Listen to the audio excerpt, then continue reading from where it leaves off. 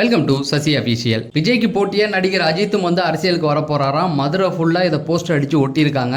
அது என்னன்னு பார்க்க போகிறோம். விஜய் அவர்கள் எங்கள் காலில் விழுந்து மன்னிப்பு கேட்கணும், உசிலம்பட்டியை சேர்ந்த ஒருத்தர் வந்து கேஸ் கொடுத்துருக்காரு. அது என்ன? விமல் அவர்கள் நடிகர் ரஜினியை வந்து சந்திச்சிருக்காரு. ஸோ இந்த 3 விஷயங்களை பற்றி தான் பேச போகிறோம். சினிமா செய்திகளை தெரிஞ்சுக்க நம்ம சேனலை சப்ஸ்கிரைப் பண்ணிட்டு வீடியோ லைக் பண்ணுங்கள். சமீப காலமாக ரஜினி சார்ந்த சில விஷயங்கள் வந்து வந்துக்கிட்டே இருந்தது.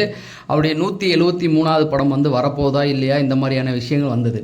ஆனால் நேற்றுலேருந்து சோஷியல் மீடியாவில் ஒரு ஃபோட்டோ வந்து வைரல் ஆகிட்டு இருக்கு. என்ன அப்படின்னு பார்த்தீங்கன்னா, நடிகர் விமல் அவர்கள் வந்து ரஜினி சார் பக்கத்தில் நிற்கிற மாதிரியான ஒரு ஃபோட்டோ வந்து வைரல் ஆச்சு. இப்போ எல்லாருமே என்ன சொன்னாங்கன்னா, ரஜினி படத்தில் விமல் நடிக்க போகிறாரா, இல்லை விமல் வந்து ஏதேனும் ஒரு விஷயத்துக்காக ரஜினியை போய் பார்த்தாரா, அதாவது ரஜினி சாரை சிலர் போய் சந்தித்து எப்பவுமே ஃபோட்டோ எடுப்பாங்க, நல்ல விஷயங்கள் நடந்தால் அந்த மாதிரி ஏதோ ஒன்று நடந்திருக்கா அப்படின்ற மாதிரி போணுச்சு. ஆனால் இதுக்கு விமல் அவர்கள் இப்போ வந்து ஒரு பேட்டி கொடுத்துருக்காரு. அதெல்லாம் ஒன்றும் கிடையாதுங்க, ஜெயிலர் 2 படப்பிடிப்பு வந்து டப்பிங் பணிகள் போயிட்டுருக்கு. அதே நேரத்தில் சிம்பு தேவன் இப்போ வந்து படம் இயக்குறார். சிம்பு தேவன் யார் அப்படிங்கிறது இப்போ சிலருக்கு தெரியாது. அதுக்காக சொல்கிறேன். சிம்பு தேவன் வந்து கடைசியாக விஜய் சாரை வச்சு புலி அப்படின்ற ஒரு படத்தை இயக்கியிருப்பார். ஆனால் அந்த படத்தை வச்சு அவரை வந்து நம்ம முடிவு பண்ணிட முடியாது. அவருடைய முதல் படம் 23ஆம் புலிகேசி. நிறைய படங்கள் பண்ணியிருக்காரு. அதுவும் ஃபேண்டசி காமெடி கலந்து நிறைய விஷயங்கள் அவர் பண்ணியிருக்காரு. அதில் ஒர்க் அவுட் ஆகாமல் போனது வந்து புலி தான். ஏன்னா விஜய் சாரை வச்சு எப்படி ஹேண்டில் பண்ணணும்னு தெரியாமல் குழப்பிட்டு விட்டுட்டாப்புல. சரி, அந்த படத்தோடைய இயக்குனருக்கு இப்போ ரொம்ப நாளாக வாய்ப்பு கிடைக்காம இப்போ வந்து விமலை வச்சு படம் பண்ணிக்கிட்டு இருக்காரு. இந்த படத்துடைய டப்பிங்கும் ஜெயிலர் 2வோடைய டப்பிங்கும் வந்து ஒரே ஸ்டூடியோவில் தான் நடந்திருக்கு.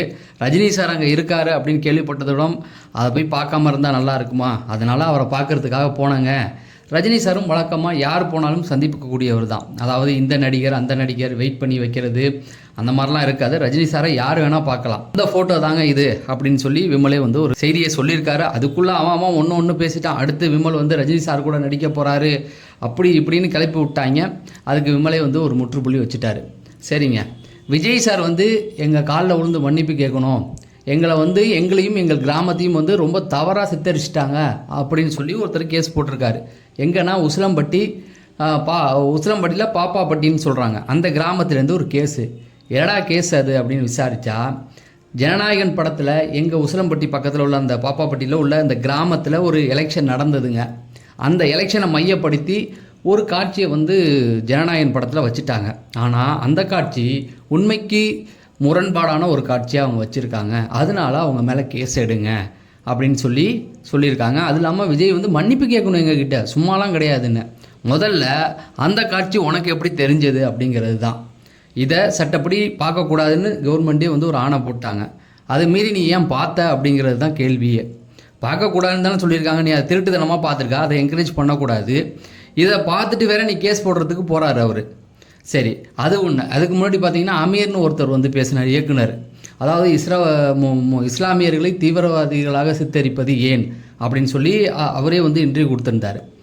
அதாவது இந்தியாவில் உள்ள முஸ்லீம்களை யாருமே தீவிரவாதியாக காட்டுறதில்ல. பாகிஸ்தானில் இருக்கிற முஸ்லீம்வாதியை தான் தீவிரவாதியாக சித்தரித்து காட்டிக்கிட்டு இருக்காங்க. நீங்கள் ஒவ்வொரு படத்தை பார்த்தாலும் எடுத்தோடனே இங்கே இருக்கிறவங்களை வந்து தீவிரவாதி மாதிரி காட்ட மாட்டாங்க. அங்கேருந்து ஒருத்தவங்க கிளம்பி வர்றது தான். அங்கே இருக்கிறத காமிக்கிறதே இவனுக்கு வழி வருது. சரி, அவர் என்ன சொல்லியிருந்தாருன்னா, படமே முழுசாக பார்க்காம அதில் என்ன வந்ததுன்னு தெரியாமல் அவர் பாட்டுக்கு போயிட்டு வந்து இன்டர்வியூ கொடுத்துருந்தார். சரி, அதை விட்டுடுவோம். இப்போ இவங்க வந்து என்ன சொல்லியிருக்காங்கன்னா, அந்த தேர்தல் வந்து நடந்தது வந்து எங்கள் ஊரில் நடந்ததை வச்சு தான் மையமாக வச்சுருக்காங்க.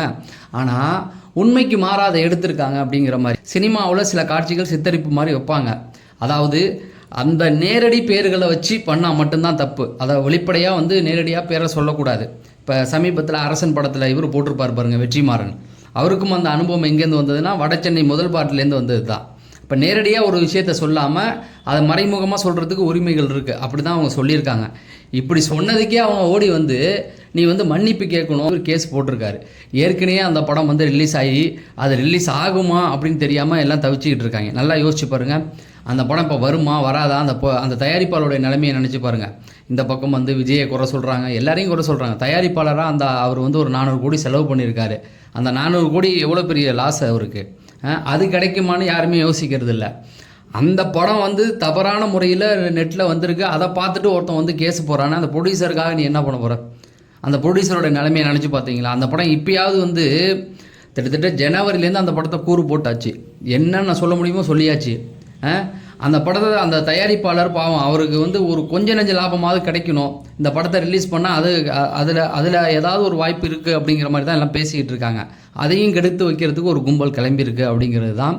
அடுத்து பார்த்தீங்க அப்படின்னா, விஜய் அரசியலுக்கு வந்துட்டார், ஏன் அஜித் வரக்கூடாது அப்படிங்கிற ஒரு கேள்வி இருக்கும் இல்லையா? அந்த கேள்வி இப்போ வர ஆரம்பிச்சிருச்சு. நீங்கள் அரசியல் மேடைகளில் நிறைய மேடைகளில் பார்த்துருக்கலாம். அதுவும் அதிமுகவுடைய ஸ்டார் பேச்சாளராக ஒரு நடிகை இருக்காங்க, விந்தியான்னு நினைக்கிறேன். அவங்க போட்டு பொலன்னு விஜய் சாரை பொழந்து எடுத்தாங்க. அப்படி பொழக்கும்போது நான் இப்போ சொல்லிக்கிறேன், விஜய் சாருக்கு எதிராக நான் பேசலை, ஜனநாயகனுக்கு ஆதரவாக தானே பேசியிருக்கேன். இந்த செய்தி அப்படிப்பட்ட செய்தி, வேறு ஆப்ஷன் இல்லை. அவங்க என்ன சொல்லியிருக்காங்க அப்படின்னு பார்த்தீங்கன்னா, ஏங்க உங்களை விட மாசம் அஜித்து தாங்க, அவரே வந்து அரசியலுக்கு வரல, நீங்கள் ஏங்க வரலன்னு கேள்வி கேட்டிருந்தாங்க. அதே போல் ரஜினி சாரையும் வந்து சொல்லிட்டு அவரே பாருங்களேன் முடியலன்னு ஒதுங்கிட்டார்ல, நீங்கள் ஏன் வந்தீங்கன்னு கேட்டிருந்தாங்க. அதில் மாற்றுக்கருத்து நமக்கு இருக்குது, இல்லைன்னு சொல்லலை. இதே போல் ஒவ்வொரு இடத்துலையும் ஒரு சிலர் பேசுவாங்க. இதை விஜய் சாரை அட்டாக் பண்ணுறதுக்காக பேசுகிற பேச்சு தான், அது எல்லாருக்குமே தெரியும். இப்போ மதுரையில் என்ன ஆச்சுன்னா, மதுரையில் உள்ள அஜித் ஃபேன்ஸ்லாம் என்ன பண்ணிட்டாங்க, தகுதி இல்லாமலாம் அரசியலுக்கு வரும்போது நீ தகுதியான ஆள் பார்த்தலை அப்படின்னு ஒரு போஸ்ட்டை அடித்து விட்டு பெரிய கலவரத்தை கிளப்பி விட்டாங்க.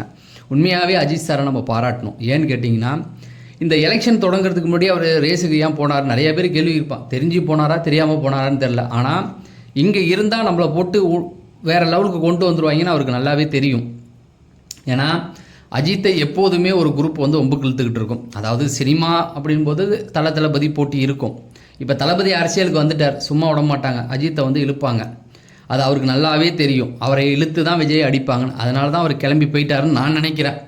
ஆனால் இந்த எலெக்ஷன் கூட ஓட்டு போட வந்தப்போ கூட பாவம் தமிழ்நாட்டில் முதல் ஓட்டு யாருது அப்படின்னு நீங்கள் யோசிச்சு பாருங்களேன். இந்த எலெக்ஷனில் 2026 தமிழகத்தில் முதல் ஓட்டு போட்டவர் யாருன்னா அஜித்குமார் தான் வரும். அவர் தான் முதல் ஓட்டு போட்டிருக்காரு. 7 மணிக்கு தொடங்க வேண்டியதை 6:55 அவர் போட்டார். ஏன்னா ரசிகர்கள் வந்து தொல்லை பண்ணுவாங்கன்னு அவருக்கு நல்லா தெரியும். அதனால தான் வந்தார் 6 மணிக்கு. அப்பயே வந்துட்டாங்க.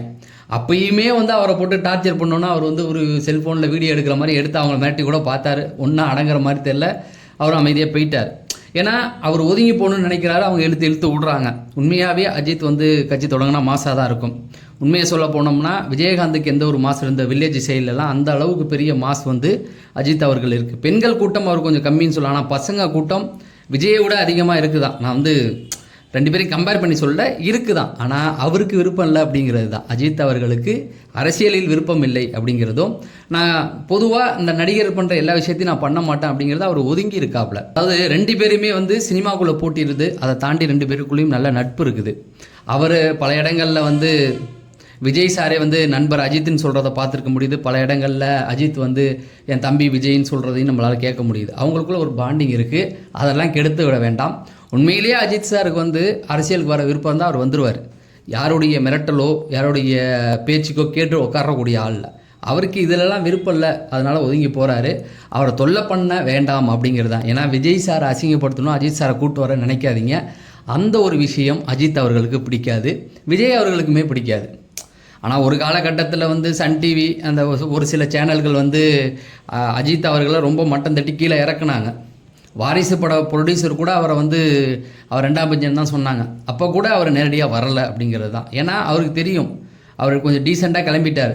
நான் உங்ககிட்டலாம் போட்டி போட்டு நான் என்ன யாருன்னு காமிக்கணுன்ற அவசியம் இல்லை, நான் யார் அப்படிங்கிறது மக்களுக்கு தெரியும். அதனால் உங்ககிட்டலாம் நான் வந்து முதல் ஆள் 2ஆவது ஆள்னு சொல்லணுன்ற அவசியம் இல்லைன்னு தான் அந்த நேரத்துலேயே அமைதியாக இருந்தவர் தான். எதுக்கு சொல்கிறேன்னா, இந்த மாதிரி போஸ்டர் அடித்து நம்ம விஜய் அவர்களை வந்து எதுக்குறோம் அப்படிங்கிறதுக்காக அஜித் அவர்களை வந்து கொண்டு வர்றது ரொம்ப தப்பு. அந்த மாதிரியான விஷயங்களை பண்ண வேண்டாம். அதை ஓப்பனாக ஒன்று சொல்லணும் அப்படின்னா, அஜித் அவர்களுக்கு ஆசை விருப்பம் வந்தால் அவரே வந்துடுவார். நீங்கள்லாம் போஸ்ட் அடிக்கணுன்ற அவசியமே இல்லை. அவரே மாசாக கெத்தாக வந்து நின்றுவார். அது அவருக்கு இருக்கிற தைரியம் இண்டஸ்ட்ரியில் யாருக்குமே கிடையாது அப்படிங்கிறது தான். ஏன்னா கலைஞர் அவர்களையே அவர் உட்கார வச்சுட்டு என்ன உன் கட்சிக்காரன் மிரட்டினா அப்படின்றத ஓப்பனாக சொன்ன தைரியம் அவருக்கு இருக்குது. அந்த அளவுக்கு தைரியம் வேறு யாருக்குமே கிடையாது அப்படிங்கிறது தான். அதனால் அஜித் அவர்களை இப்படியெல்லாம் அசிங்கப்படுத்த வேண்டாம் அப்படிங்கிறத சொல்லி சினிமா செய்திகள் தெரிஞ்சுக்க நம்ம சேனலை சப்ஸ்கிரைப் பண்ணுங்கள். நம்ம அடுத்த வீடியோவில் சந்திப்போம். நன்றி, வணக்கம்.